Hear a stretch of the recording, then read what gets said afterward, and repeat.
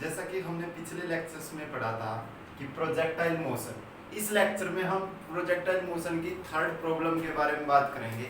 बहुत ही simple problems हैं, इसके बारे में अगर हम जान लेते हैं एक बार तो ऑटोमेटिकली हमें फुली कंप्लीटली समझ आ जाएगा कि प्रोजेक्टाइल मोशन में हो क्या रहा है।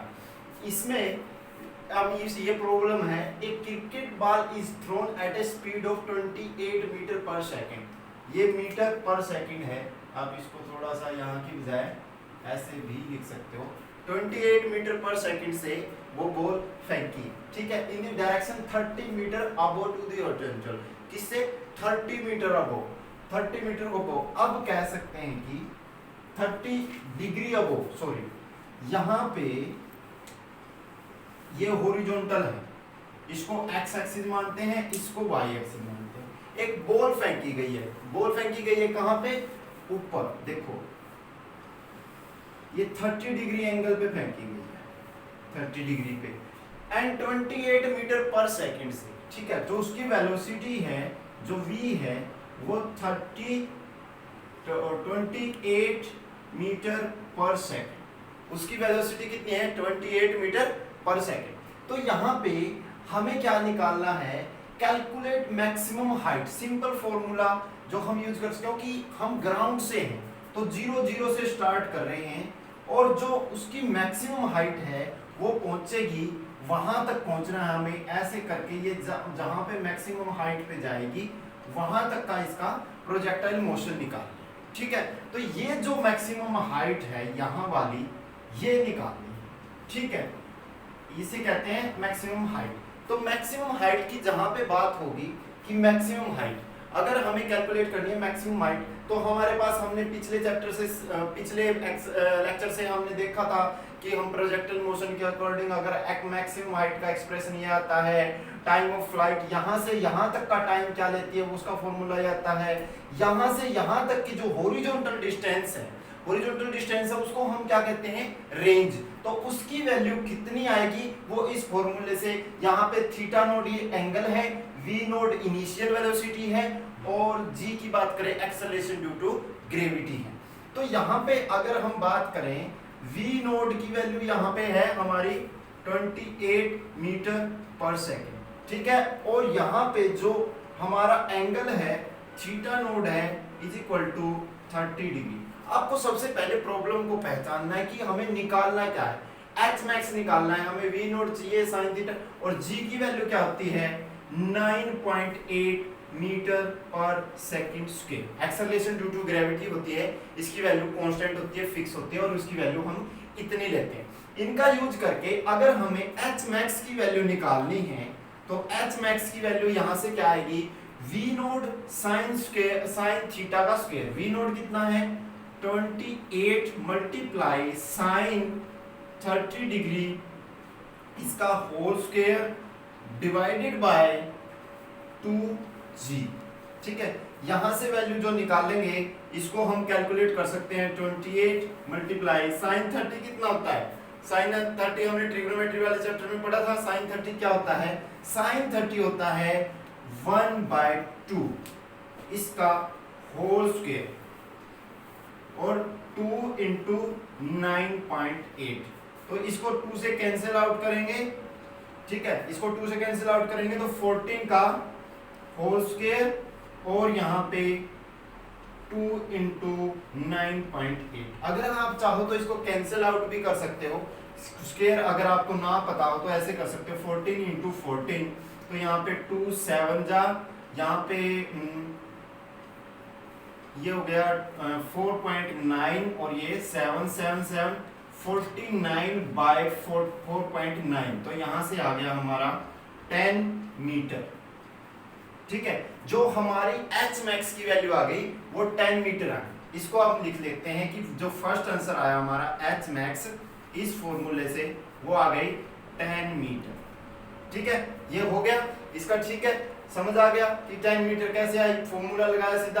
अब हमें निकालना है time taken by ball to return to the same level, return to the same level. यहां से चली और यहां तक कह सकते हैं कि बैट इतना ऊंचे हो कि उसने यहां से उसने बॉल फेंकी हो, तो नीचे वाला लेवल उसने लगाया नहीं, क्योंकि हमने यहीं से 0 लिया है।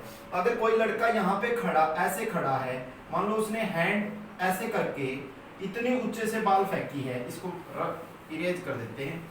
अगर कोई लड़का ऐसे खड़ा है, ठीक है, यहां से उसने कोई बाल फेंकी है इस हाथ से, तो यहां से उसकी हाइट हम मेंशन नहीं कर रहे, हम इसको ओरिजिन ले रहे हैं। तो इस हिसाब से यहां से और यहां के सेम लेवल पे आने के वो टाइम ऑफ फ्लाइट निकालना है कि टाइम ऑफ फ्लाइट क्या होगा, यहां से चले और यहीं इसी लेवल पे। अगर नीचे का होता कि यहां तक का टाइम क्या होगा, कि ग्राउंड पे पहुंचने का अगर टाइम होता तो हमें पता होनी चाहिए थी कि आदमी ने कितने ऊंचे से वो बॉल फेंकी है। ठीक है, तो हम इसको इग्नोर कर रहे हैं, 0 मान रहे हैं। तो टाइम ऑफ फ्लाइट यहां से इसी लेवल पे आने का हमारा TF जो हम लिखते हैं, जैसा कि उस फॉर्मूले में दिखाया गया है, 2v0 sin theta naught by g. Formula लगाएंगे 2 इंटू v0 कितना है, initial velocity 28 sin 30 degree divided by कितना आ जाएगा g 9.8। तो यहाँ पे भी हम अगर 2 इंटू 28 इंटू 1/2 डिवाइडेड बाय 9.8 करें तो 2 से 2 कैंसिल आउट। ठीक है, यहाँ पे आ गया। और अगर बात करें तो इसको अगर कंप्लीट करें 280 10 ऊपर चला जाएगा डिवाइडेड बाय 9.98। अगर हम इसको 7 से डिवाइड करें तो 70, और इसको अगर 7 से डिवाइड करें कितना हो जाएगा,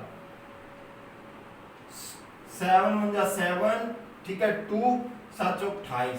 तो अगर दोबारा 7 से करें, 7 दूनी 14 और 1 10, तो 5 आ जाएगा, 2 से 5।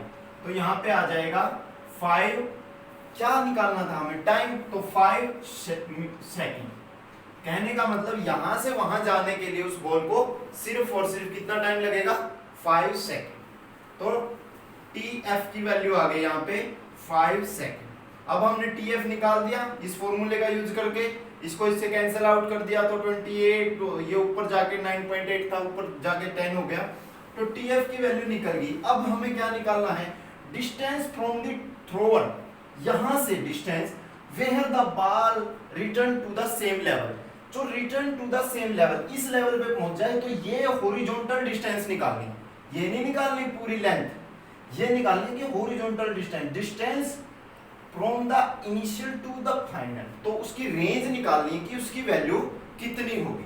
तो रेंज की वैल्यू अगर बात करें, अगर हमें रेंज निकालनी है, range is equal to, range ही है ये, डिस्टेंस निकालनी है, तो रेंज के लिए फॉर्मूला है v0 square sin 2 theta by g।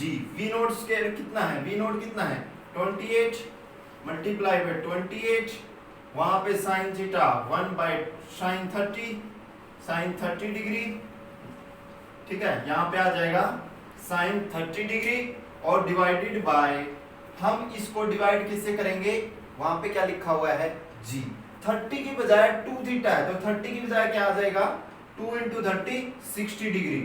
ठीक है, यहाँ पे डिवाइडेड बाय 9.8, तो sin 60 कितना किसके बराबर होता है, तो ये हो गया 28 मल्टीप्लाई 28 इंटू sin 60 होता है √3/2 डिवाइडेड बाय 9.8।